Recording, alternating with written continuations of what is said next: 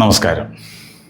Fatty liver അഥവാ കരൾ വീക്കം ഇന്ന് ഒരുപാട് പേരിൽ കണ്ടുവരുന്ന ഒരു അസുഖമാണ്. അപ്പോൾ അത് എങ്ങനെയാണ് ഉണ്ടാകുന്നത്, അതിനുള്ള പരിഹാരം എന്ത് എന്നൊക്കെയാണ് നമ്മൾ ഈ ഒരു വീഡിയോയിലൂടെ പറഞ്ഞു തരുന്നത്. അപ്പോൾ എനിക്കറിയാവുന്ന കാര്യങ്ങളാണ് ഞാൻ പറഞ്ഞു തരുന്നത്. ഓക്കെ, കുറേ വർഷങ്ങളായിട്ട് ഇതിൻ്റെ ഒരു കാര്യങ്ങളൊക്കെ അന്വേഷിക്കുകയും അതിന് വേണ്ടുന്ന വ്യായാമങ്ങളൊക്കെ നിർദ്ദേശിക്കുകയും ചെയ്യുന്നത് കൊണ്ടാണ് ഈ ഒരു വീഡിയോ നിങ്ങളോടൊപ്പം പങ്കുവയ്ക്കുന്നത്. ഓക്കെ, അപ്പോൾ ഫാറ്റി ലിവർ എന്ന് പറഞ്ഞാൽ എന്താണ്?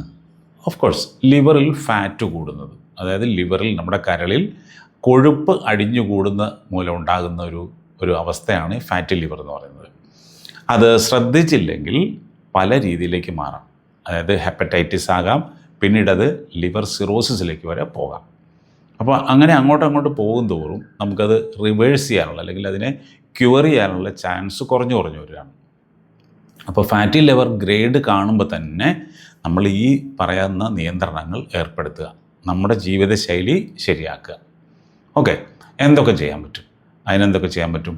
ഒന്നാമത്തെ കാര്യം, 2 തരം ഫാറ്റി ലിവറുണ്ട്. ഒന്ന് ആൽക്കഹോളിക് ആൻഡ് നോൺ ആൽക്കഹോളിക്, അതായത് മദ്യപാനം മൂലം ഉണ്ടാകുന്നതും മദ്യപാനം ഇല്ലാത്തവർക്കുണ്ടാകുന്നതും ഫാറ്റി ലിവറുണ്ട്.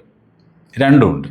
അപ്പം ഒരാൾക്ക് ഫാറ്റി ലിവറാണ് അല്ലെങ്കിൽ അവൻ്റെ കരൾ മോശമായി എന്ന് പറയുമ്പോൾ ഉടനെ നമ്മൾ വിധി എഴുതുന്നത് എന്താണെന്ന്, അന്യായ വെള്ളമാണെന്നാണ് പറയുന്നത്, അല്ലേ? അങ്ങനെ അല്ലാതെ ഉണ്ടാകാം, മദ്യപാനം മൂലം അല്ലാതെയും ഫാറ്റി ലിവർ ഉണ്ടാകാം.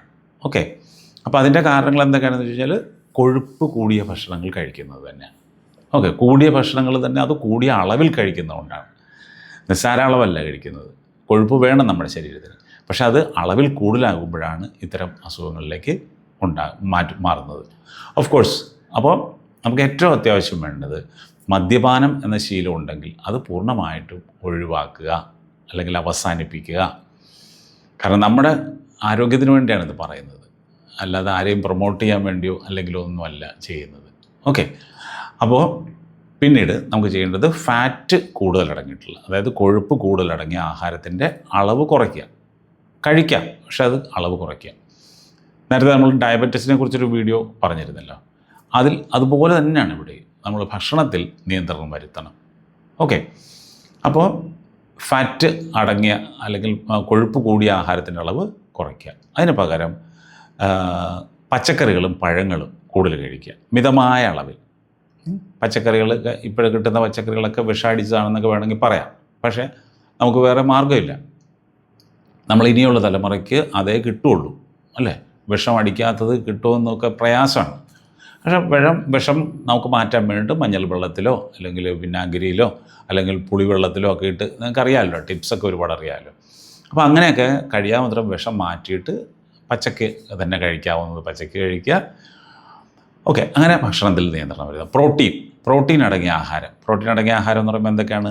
പയറുവർഗ്ഗങ്ങൾ, നാച്ചുറലായിട്ട് കിട്ടുന്ന, പ്രകൃതിയിൽ നിന്ന് കിട്ടുന്നതാണ് ഈ പറഞ്ഞ പയറുവർഗ്ഗങ്ങൾ, കടല, ഉഴുന്ന്, പിന്നെ അച്ചിങ്ങാപ്പയർ, ബീൻസ്, ഇതുപോലുള്ള ആഹാരങ്ങൾ കൂടുതൽ കഴിക്കാം. പിന്നെ നോൺ വെജ് കഴിക്കുന്നവരാണെങ്കിൽ ഇറച്ചി കഴിക്കാം, മുട്ട കഴിക്കാം. ഇതൊക്കെ വളരെ കുറയ്ക്കണം എന്ന് മാത്രം. അപ്പോൾ ഇത് കൊളസ്ട്രോള് കൂടും എന്ന് പറഞ്ഞിട്ട് മുട്ട കഴിക്കാതിരിക്കേണ്ട കാര്യമില്ല. അങ്ങനൊരു സാധ്യതയില്ലെന്നാണ് പല ശാസ്ത്രജ്ഞന്മാരും, അതായത് പല ഗവേഷകരും പറയുന്നത്. മുട്ട കൊളസ്ട്രോൾ ഉണ്ടാക്കുന്നില്ല എന്ന് തന്നെയാണ് പറയുന്നത്. അതിനേക്കാൾ അപകടകരമായിട്ടുള്ളതാണ് മറ്റ് മാംസ ആഹാരങ്ങൾ. അതായത് ഒരു കൂടിയ അളവിൽ, അണ്ടർലൈൻ ചെയ്ത് പറയണം, കൂടിയ അളവിൽ മാംസാഹാരം കഴിക്കുന്നവർക്ക് ഈ പറഞ്ഞ കൊളസ്ട്രോൾ കൂടാം. ഓക്കെ, ഏതും അമിതമായാൽ ആപത്ത് തന്നെയാണല്ലോ. ഓക്കെ, അപ്പോൾ ഭക്ഷണം ഈ രീതിയിൽ നിയന്ത്രിക്കുക. ഒപ്പം ഏറ്റവും അത്യാവശ്യം, ഭക്ഷണം നിയന്ത്രിക്കുന്നതോടൊപ്പം തന്നെ അത്യാവശ്യമാണ് വ്യായാമം. ഒരു അരമണിക്കൂറെങ്കിലും നടക്കുക. ഇതൊക്കെ ഈ ജീവിതശൈലി രോഗങ്ങൾക്കൊക്കെ സെയിമാണ് പറയുന്നതല്ല. അപ്പോൾ നിങ്ങൾ നേരത്തെ പറയും ഡയബറ്റീസിന് ഇത് തന്നെയല്ലേ പറയുന്നത്. യെസ്, ഇത് തന്നെയുള്ള മാർഗം. എക്സസൈസ് അല്ലാതെ വേറെ ഒരു മാർഗ്ഗം ഇല്ല.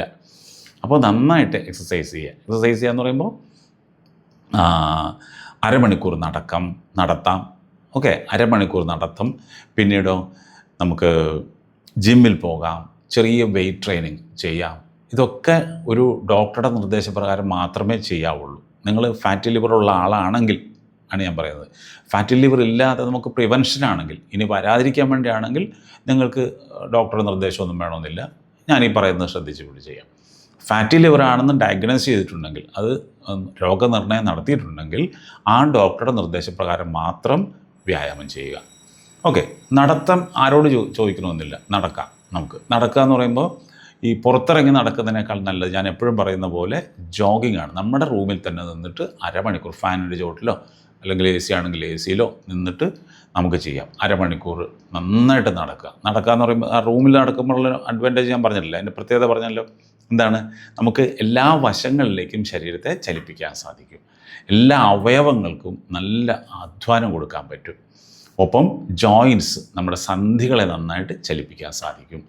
സന്ധികൾ ചലിപ്പിച്ചാലുള്ള ഗുണം എന്താണ്? സന്ധികൾ ചലിപ്പിക്കുമ്പോൾ നമ്മുടെ ബ്ലഡ് സർക്കുലേഷൻ കൂടും.